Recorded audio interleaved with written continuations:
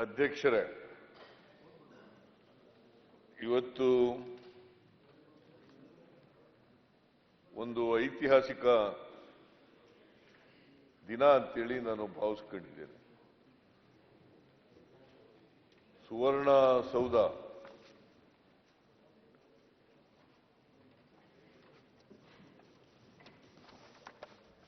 ಇವತ್ತು ಸುವರ್ಣಸೌಧದಲ್ಲಿ ನಿಮ್ಮ ಅಧ್ಯಕ್ಷತೆಯಲ್ಲಿ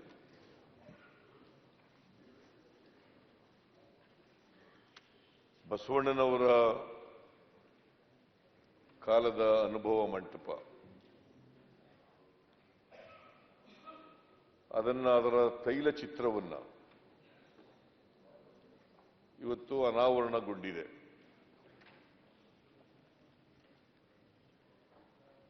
ನನ್ನ ಸೌಭಾಗ್ಯ ಅಂತ ತಿಳ್ಕೊಂಡಿದ್ದೀನಿ ನಾನು. ಈ ಅನುಭವ ಮಂಟಪ ಏನು ತೈಲ ಚಿತ್ರ ಅನಾವರಣ ಆಯಿತು, ಅನಾವರಣವನ್ನ ನನ್ನ ಕೈನಿಂದ ಮಾಡಿಸಿದ್ದೀರಿ. ನಾನು ಈ ಅನುಭವ ಮಂಟಪದ ತೈಲ ಚಿತ್ರವನ್ನು ಅನಾವರಣ ಮಾಡಿರ್ತಕ್ಕಂಥದ್ದು ನನ್ನ ಸೌಭಾಗ್ಯ ಅಂತ ಭಾವಿಸ್ಕೊಂಡಿದ್ದೀನಿ. 12ನೇ ಶತಮಾನದಲ್ಲಿ ಬಸವಾದಿ ಶರಣರು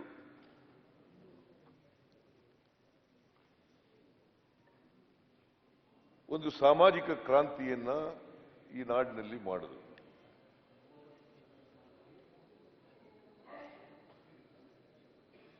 ಯಾಕೆ ಸಾಮಾಜಿಕ ಕ್ರಾಂತಿಯನ್ನು ಮಾಡಿದ್ರು? ಸಮಾಜದಲ್ಲಿ ಅಸಮಾನತೆ ಇದೆ, ಜಾತಿ ವ್ಯವಸ್ಥೆ ಇದೆ, ಸಮಾನತೆಯ ಸಮಾಜ ನಿರ್ಮಾಣ ಆಗಬೇಕು. ಅನೇಕ ಧರ್ಮಗಳಿದ್ದಾವೆ, ಜಾತಿಗಳಿದ್ದಾವೆ. ನಾವೆಲ್ಲರೂ ಕೂಡ ಮನುಷ್ಯರಾಗಿ ಬಾಳ್ತಕ್ಕಂಥ ವ್ಯವಸ್ಥೆ ಇಲ್ಲ. ಅದಕ್ಕೋಸ್ಕರ ಈ ಅಸಮಾನತೆಯನ್ನ, ನಮ್ಮ ಸಮಾಜದಲ್ಲಿರ್ತಕ್ಕಂಥ ಅಸಮಾನತೆಯನ್ನ ಹೋಗಲಾಡಿಸಿ ಒಂದು ಸಮಾಜ ನಿರ್ಮಾಣ ಆಗಬೇಕು ಅಂತಕ್ಕಂಥ ಕನಸನ್ನ ಬಸವಾದಿ ಶರಣರು ಕಂಡಿದ್ರು. ಜಾತಿ ವ್ಯವಸ್ಥೆ ಹೋಗ್ಬೇಕು, ಕರ್ಮ ಸಿದ್ಧಾಂತ ಹೋಗ್ಬೇಕು,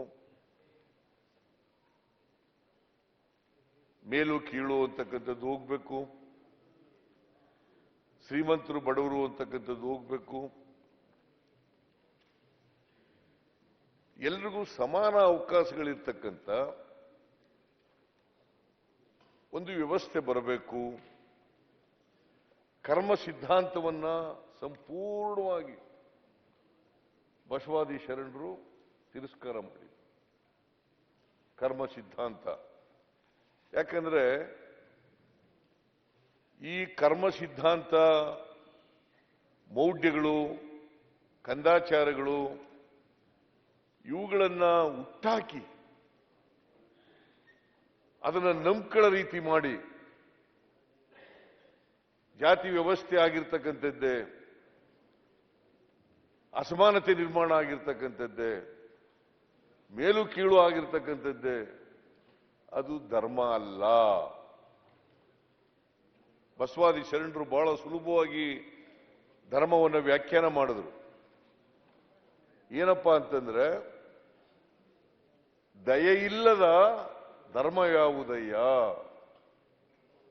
ದಯೆಯಿಲ್ಲದ ಧರ್ಮ ಯಾವುದಯ್ಯ, ದಯೆಯೇ ಧರ್ಮದ ಮೂಲವಯ್ಯ, ದಯೆಯೇ ಧರ್ಮದ ಮೂಲವಯ್ಯ.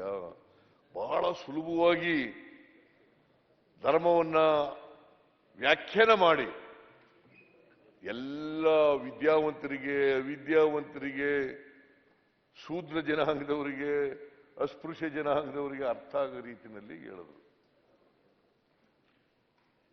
ಯಾರು ಕೂಡ ಹುಟ್ಟುವಾಗ ಅಸ್ಪೃಶ್ಯರು ಅಲ್ಲ, ದಲಿತರು ಅಲ್ಲ, ಹಿಂದುಳಿದವರು ಅಲ್ಲ, ಅಲ್ಪಸಂಖ್ಯಾತರು ಅಲ್ಲ, ಮುಂದುವರೆದವರು ಅಲ್ಲ, ಹಿಂದುಳಿದವರು ಅಲ್ಲ. ಆಮೇಲೆ ಈ ಪ್ರತಿಭೆ ಹೆಂಗೆ ಗುರುತಿಸ್ತಾ ಇದ್ರು ಅಂತಂದ್ರೆ ಜಾತಿ ಆಧಾರದ ಮೇಲೆ ಪ್ರತಿಭೆ ಗುರುತಿಸೋದು.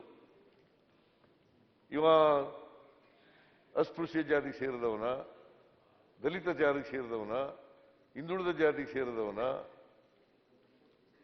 ಅಲ್ಪಸಂಖ್ಯಾತ ಜಾತಿಗೆ ಸೇರಿದವನ, ಅಥವಾ ಮೇಲ್ಗಡೆ ಸಮಾಜದಲ್ಲಿ 4 ವರ್ಣಗಳಿದ್ದಾವಲ್ಲ, ಈ 4 ವರ್ಣಗಳಲ್ಲಿ ಇದನ್ನು ನಂಬಿಸ್ಬಿಟ್ಟಿದ್ರು. ಈ 4 ವರ್ಣ, ಮೇಲ್ಗಡೆ ಬ್ರಾಹ್ಮಣರು, ಕೆಳಗಡೆ ವೈಶ್ಯರು, ಅದರ ಕೆಳಗಡೆ ರಾಜರು ಅಲ್ಲ, ಕ್ಷತ್ರಿಯರು, ಬ್ರಾಹ್ಮಣರು, ಕ್ಷತ್ರಿಯ, ವೈಶ್ಯ, ಶೂದ್ರ, ಪಂಚಮ, ಈ ತರ ಮಾಡಿ ಇಟ್ಬಿಟ್ಟಿದ್ರು. ಅದರಿಂದ ಈ ಪ್ರತಿಭೆ ಅನ್ನೋದು ಇದೆಯಲ್ಲ, ಈ ಪ್ರತಿಭೆಯನ್ನ, ಆ ವ್ಯಕ್ತಿಯ ಪ್ರತಿಭೆಯಿಂದ ಅವನ ಯೋಗ್ಯತೆಯನ್ನ ಅಳಿತಕ್ಕಂಥ ವ್ಯವಸ್ಥೆ ಇರಲಿಲ್ಲ. ಒಬ್ಬ ವ್ಯಕ್ತಿಯ ಯೋಗ್ಯತೆಯನ್ನು ಅಳಿತಕ್ಕಂಥದ್ದು, ಡಾಕ್ಟರ್ ಪರಮೇಶ್ವರ್ ಅವರ ಯೋಗ್ಯತೆಯನ್ನು ಅಳಿತಕ್ಕಂಥದ್ದು, ಸಿದ್ದರಾಮಯ್ಯನ ಯೋಗ್ಯತೆಯನ್ನು ಅಳಿತಕ್ಕಂಥದ್ದು, ಎಚ್ ಕೆ ಪಾಟೀಲ್ರ ಯೋಗ್ಯತೆಯನ್ನು ಅಳಿತಕ್ಕಂಥದ್ದು, ಮತ್ತೆ ಕೆ ಎಚ್ ಮುನಿಯಪ್ಪನವರ ಯೋಗ್ಯತೆಯನ್ನು ಅಳಿತಕ್ಕಂಥದ್ದು. ಅವ್ರು ಯಾವ ಜಾತಿನಲ್ಲಿ ಹುಟ್ಟಿದ್ದಾರೆ ಅದ್ರ ಮೇಲೆ ನಿರ್ಧಾರ ಆಯ್ತಿತ್ತು. ಅಶೋಕ ನಿನ್ಗುವೆ, ಅಶ್ವಥ್ ನಾರಾಯಣ ನಿನ್ಗುವೆ, ನಾವೆಲ್ಲ ಶೂದ್ರರು. ಯತ್ನಾಳ್ ನಿಮ್ಗುವೆ, ನೀವೆಲ್ಲ ಶೂದ್ರರು, ನಾವೆಲ್ಲ ಶೂದ್ರರು.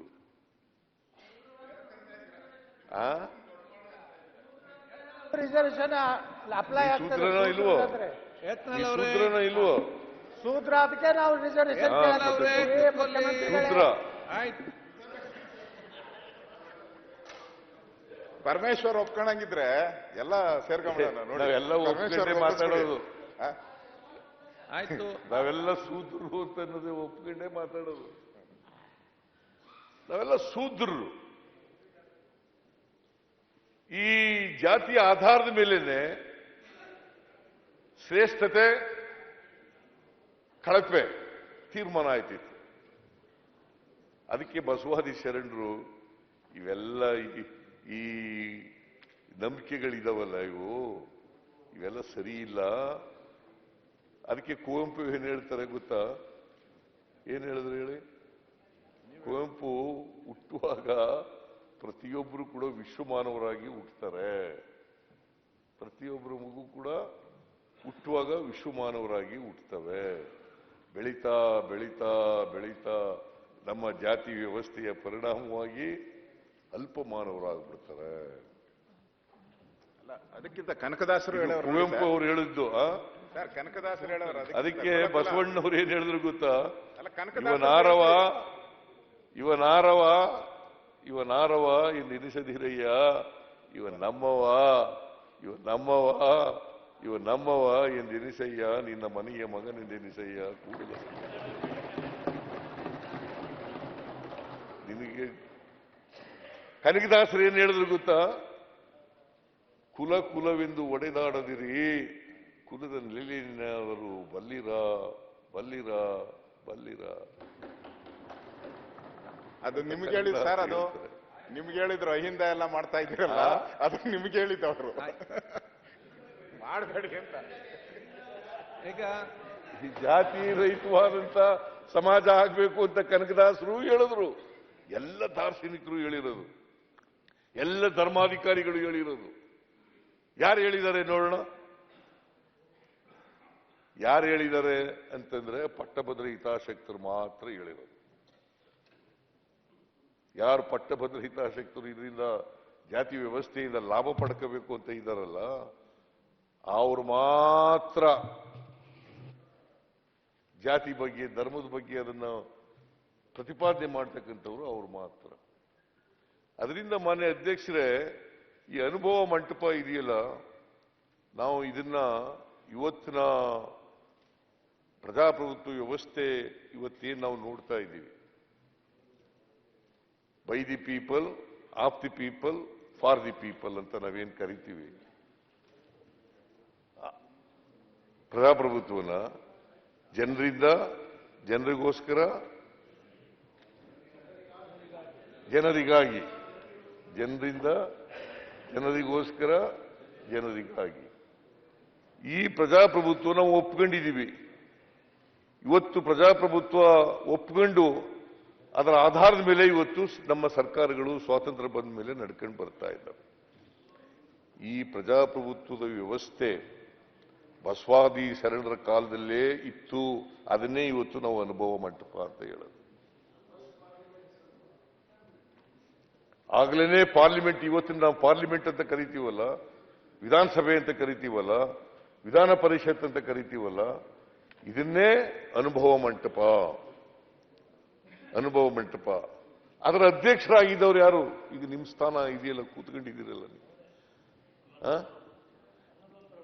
ಅಲ್ಲಮ ಪ್ರಭು ಅತ್ಯಂತ ತಳ ಸಮುದಾಯಕ್ಕೆ ಸೇರಿದಂಥವರು ಅದರ ಅಧ್ಯಕ್ಷರಾಗಿದ್ರು.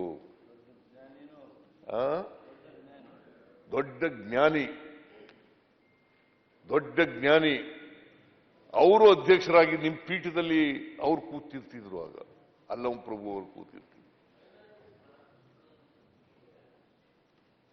ಅದನ್ನ 812ನೇ ಶತಮಾನದಲ್ಲಿ ಬಸವಾದಿ ಶರಣರು ಇದ್ದದ್ದು. ಅದನ್ನ ನಾವು ಇವತ್ತು ಸ್ವಾತಂತ್ರ್ಯ ಬಂದ ಮೇಲೆ ಇವತ್ತಿನ ಆಧುನಿಕ ಭಾರತದಲ್ಲಿ, ಆಧುನಿಕ ಜಗತ್ತಿನಲ್ಲಿ ನಾವು ಪ್ರಜಾಪ್ರಭುತ್ವದ ರೀತಿಯಲ್ಲಿ